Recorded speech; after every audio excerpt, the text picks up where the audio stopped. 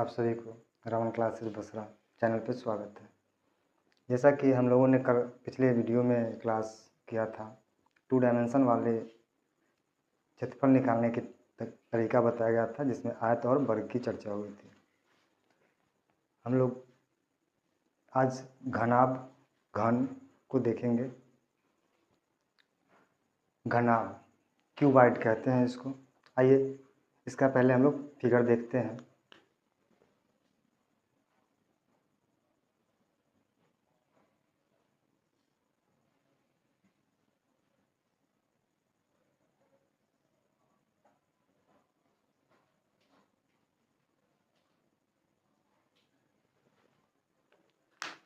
घनाभ इसमें एक लंबाई होता है, चौड़ाई होता है और एक ऊंचाई होता है। जैसा कि हम लोगों ने पिछली वीडियो में बोला था कि 3 डायमेंशन वाली ये आकृति है घनाभ। इसमें क्या होता है ना, 6 फलक होता है और सभी फलक जो होते हैं आपस में आयताकार होते हैं। सबसे पहले हम लोग चर्चा करते हैं। इसमें 3 होते हैं। क्या होते हैं? एक लंबाई होते हैं, लंबाई को हम लोग एल बोलते हैं। दूसरा चौड़ाई होता है, चौड़ाई को हम लोग बी बोलते हैं। और तीसरा होता है ऊंचाई। हमने बोला 6 सतह जो आयताकार होते हैं। सतह की संख्या कितनी होती है? टोटल सतह होते हैं 6। इसमें 6 सतह कौन कौन से हैं? एक जो हमें दिख रहा है आयताकार रूप, अगर इसका हम नामकरण करें ए बी सी डी, इस प्रकार के जो सतह बन रहे हैं इसमें टोटल सतह 6 बनेंगे। जैसे मैं आपको दिखा रहा हूँ।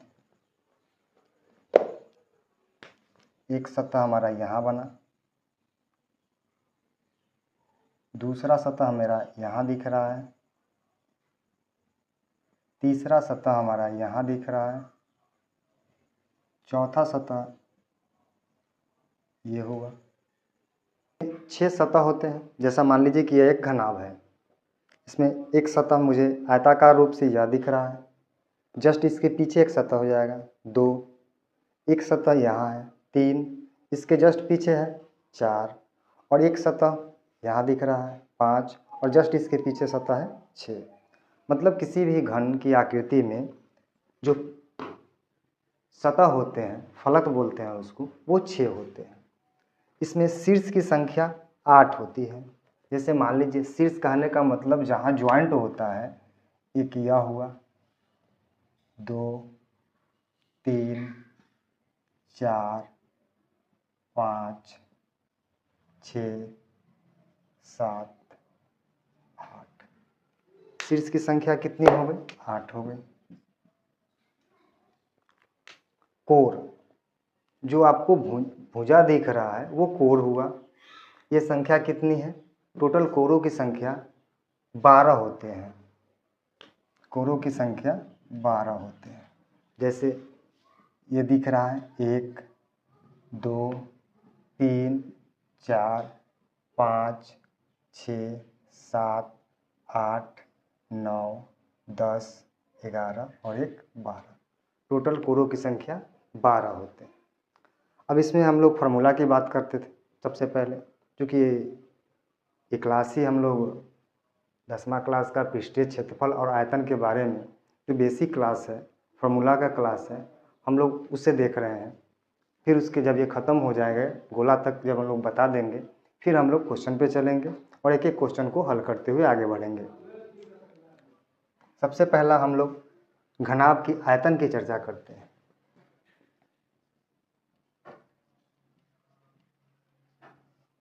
आयतन, आयतन का फॉर्मूला होता है लंबाई गुने चौड़ाई गुने ऊंचाई। अगर हम लंबाई, चौड़ाई और ऊंचाई को आपस में गुना कर दें तो हम लंबाई गुने चौड़ाई और गुने ऊंचाई, इसको हम आयतन को भी से डिनोट करते हैं, volume L into b into h. पहला फार्मूला हमको यहाँ प्राप्त हुआ। दूसरा फार्मूला है घनाभ का विकर्ण। ये हमारा पहला फॉर्मूला है। दूसरा होगा घनाभ का विकर्ण, डायगोनल। इसको निकालने के लिए हम रूट अंडर लंबाई का स्क्वायर प्लस चौड़ाई का स्क्वायर प्लस ऊंचाई का स्क्वायर,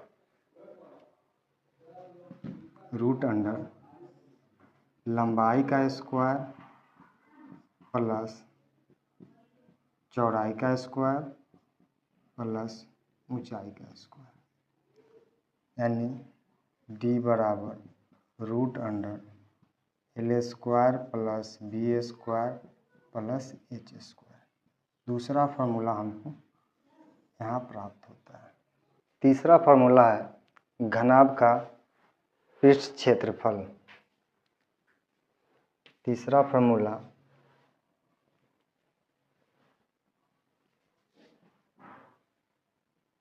घनाभ का पृष्ठ क्षेत्रफल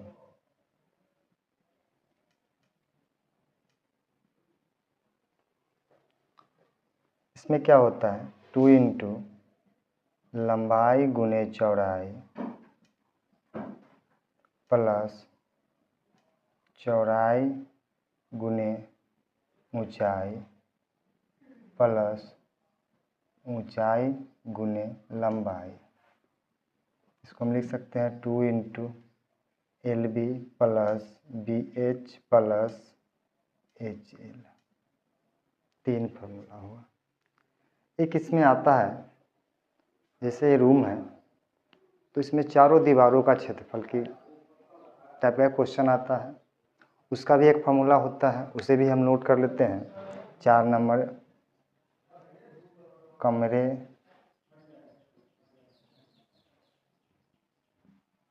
की चारों दीवारों का क्षेत्रफल।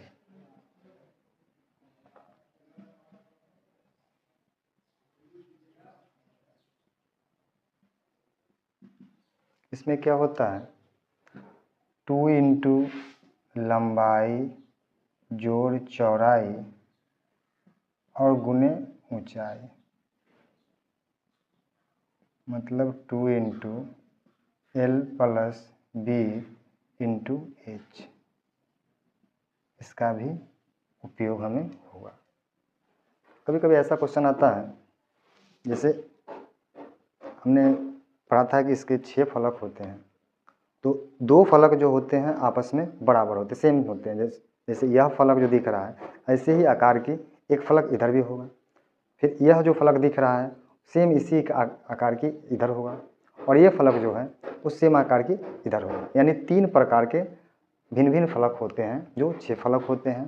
तो कभी कभी ऐसे भी क्वेश्चन दे दिया जाता है कि किसी भी घनाभ के 3 फलक का क्षेत्रफल दे दिया गया। जैसे 3 फलक का क्षेत्रफल, 3 फलक का क्षेत्रफल क्रमशः x, y और z है, तब बोला जाएगा कि घनाभ का आयतन क्या होगा। तब हमसे आयतन पूछ देगा, तो आयतन निकालने के लिए कुछ नहीं root under x, y, z यही फार्मूला का हम उपयोग करेंगे और डायरेक्ट आयतन निकाल लेंगे। घनाभ के बाद आइए हम लोग बात करते हैं घन की।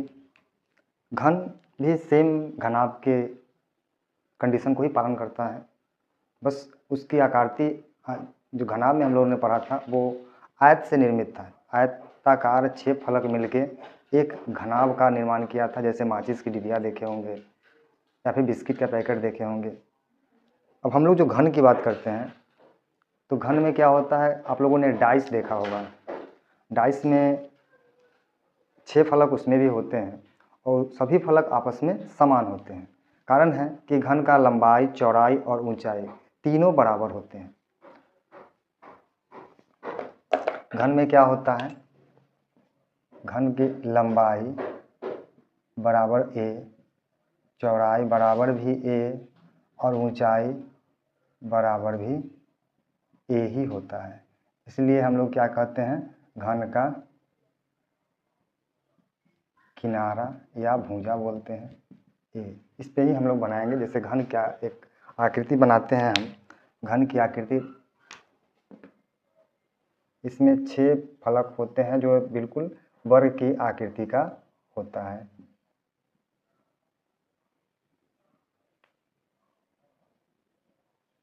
इसमें भी 6 फलक होते हैं, 8 शीर्ष होते हैं और 12 कोण होते हैं, जिसको हम लोग किनारा बोलते हैं। सबसे पहले घन का आयतन बात करते हैं हम लोग। घन का आयतन, 1 नंबर में घन का आयतन बराबर, घनाभ में हम लोगों ने पढ़ा था लंबाई गुने चौड़ाई गुने ऊंचाई। तो इसका जब सब कुछ सेम ही है, लंबाई भी ए है, चौड़ाई भी ए है और ऊंचाई भी ए है, तो लंबाई चौड़ाई और ऊंचाई तीनों को जब गुना करेंगे तो ए गुने ए, या हम लिख सकते हैं किनारा का स्क्वायर, भुजा का स्क्वायर, किनारा का क्यूब, सॉरी स्क्वायर नहीं क्यूब, सॉरी किनारा का क्यूब हो जाएगा। मतलब भी बराबर ए क्यूब। एक फॉर्मूला मुझे यहाँ से प्राप्त हो गया। अगर हमें घन का आयतन दिया हो और डायरेक्ट किनारा निकालना हो तो क्यूब रूट आयतन कर देंगे तो हम डायरेक्ट किनारा निकाल सकते हैं। उसके बाद आती है घन का क्षेत्रफल, दूसरा है घन का क्षेत्रफल। संपूर्ण क्षेत्रफल बोलिए, क्षेत्रफल, पृष्ठ क्षेत्रफल लगा दीजिए, घन का पृष्ठ क्षेत्रफल। इसमें क्या होता है, जैसे 6 वर्ग बनते हैं, एक वर्ग का क्षेत्रफल होता है भुजा स्क्वायर, और 6 सतह है तो 6 वर्ग होंगे, तो 6 वर्ग का जब हम 6 से गुना कर देंगे तो हमारा पूरे संपूर्ण घन का क्षेत्रफल प्राप्त हो जाएगा, यानी 6 इंटू भुजा स्क्वायर, 6 इंटू किनारा स्क्वायर। तो हम लिखेंगे 6 गुने भुजा स्क्वायर या फिर 6a स्क्वायर। एस बराबर एरिया बराबर या एस बराबर जो भी लिख सकते हैं, क्योंकि इसमें संपूर्ण और वक्र का झमेला नहीं है। आगे हम लोग जब पढ़ेंगे शंकु, बेलन, तो उसमें हम लोग को वक्र पृष्ठ क्षेत्रफल एक अलग मिलेगा और संपूर्ण पृष्ठ क्षेत्रफल एक अलग मिलेगा। एरिया बराबर कर देते हैं ए बराबर,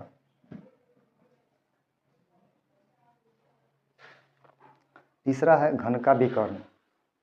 घन का विकर्ण तीसरा फॉर्मूला पर आते हैं, घन का विकर्ण। इसमें क्या होता है, √3 इंटू किनारा या भुजा, सॉरी इसमें भी किनारा कर देते हैं। जब सब में किनारा लिखे हैं तो इसमें भी किनारा लिख देते हैं, यानी हो जाएगा हमारा √3a। और उसमें सब में पहले पॉज कर दिया।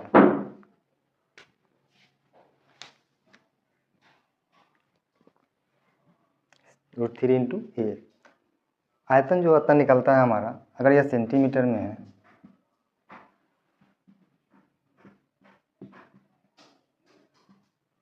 तो आयतन हमारा घन सेंटीमीटर में आएगा, घन सेमी, या फिर लिख सकते हैं सेंटीमीटर क्यूब। क्षेत्रफल हमारा वर्ग सेमी, या फिर लिख सकते हैं सेंटीमीटर स्क्वायर, और विकर्ण हमारा सेंटीमीटर में ही रहेगा।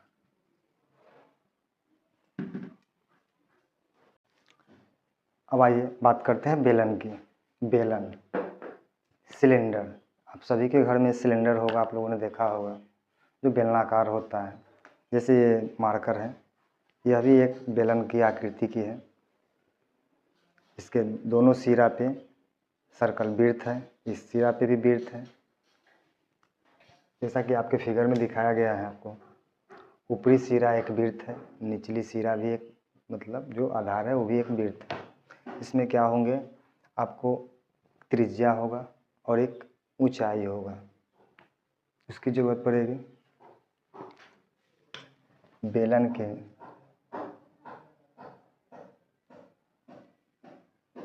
आधार की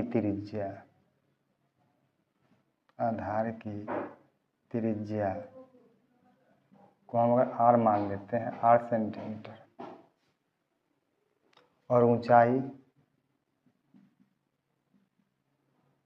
बराबर h सेंटीमीटर। सबसे पहला फार्मूला है बेलन का आयतन। आइए बात करते हैं हम लोग बेलन का आयतन। 1 नंबर बेलन का आयतन।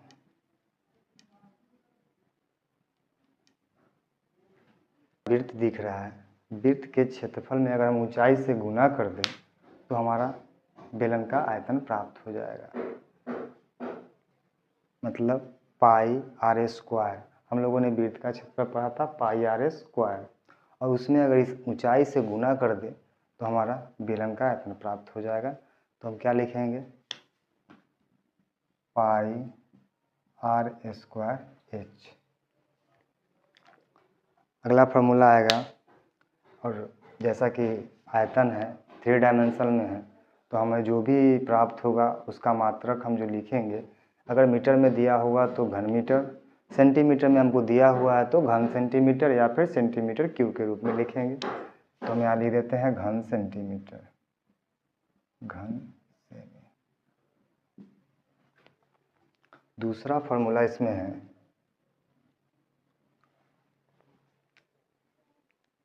बेलन का वक्रपृष्ठ क्षेत्रफल। बेलन का वक्र पृष्ठ क्षेत्रफल।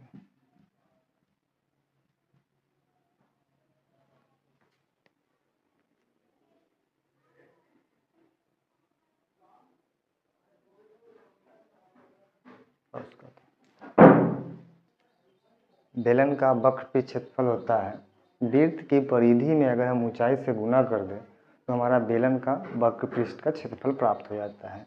तो वृत्त की परिधि क्या होती है, 2 पाई r, और इसमें अगर हम ऊंचाई से गुना कर दें, गुने ऊंचाई, तो हमारा जो प्राप्त होगा क्या आया, 2 पाई r h।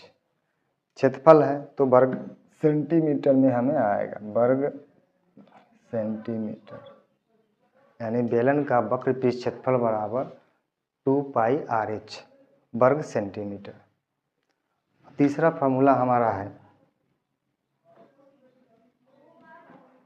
बेलन का संपूर्ण पृष्ठ क्षेत्रफल। संपूर्ण पृष्ठ क्षेत्रफल, इसको हम a लिखते हैं। संपूर्ण पृष्ठ क्षेत्रफल को हम लोग s लिखते हैं, सरफेस एरिया।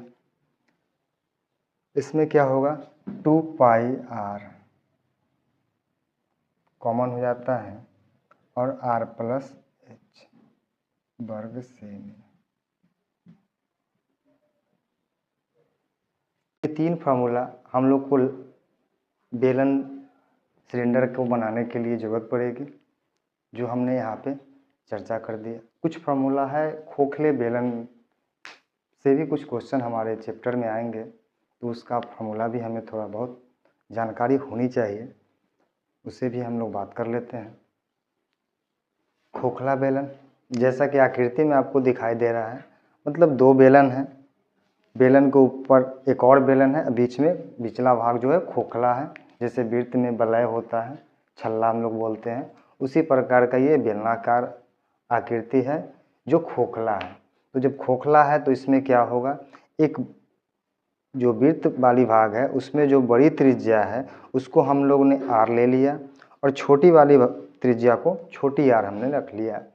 तब अगर हमको क्वेश्चन में बोला जाए कि इसका मोटाई क्या होगा, तो हम बड़ी r माइनस छोटी r, मतलब बड़ी त्रिज्या में से छोटी त्रिज्या को घटा देंगे तो हमें मोटाई प्राप्त हो जाएगा। अब इसका अगर हमको आयतन निकालना हो तो क्या करेंगे, इसके लिए फार्मूला का उपयोग करना पड़ेगा, 2 पाई इंटू बड़ी r स्क्वायर माइनस छोटी r स्क्वायर इंटू h। इसको हम एक ऐसे भी लिख सकते हैं,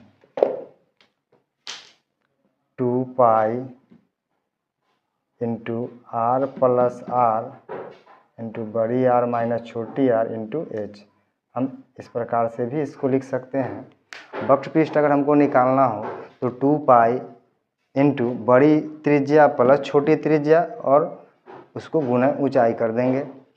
अगर संपूर्ण पृष्ठ क्षेत्रफल निकालना हो तो 2 पाई इंटू बड़ी त्रिज्या प्लस छोटी त्रिज्या, ब्रैकेट बंद, फिर ब्रैकेट चालू, बड़ी त्रिज्या में से घट जाएगा छोटी त्रिज्या और उसमें जोड़ देंगे ऊंचाई को और आपस में सबको गुना कर देंगे। तो जो हमें प्राप्त होगा वो हमको क्या होगा, खोखला बेलन का संपूर्ण पृष्ठ क्षेत्रफल बना के देगा।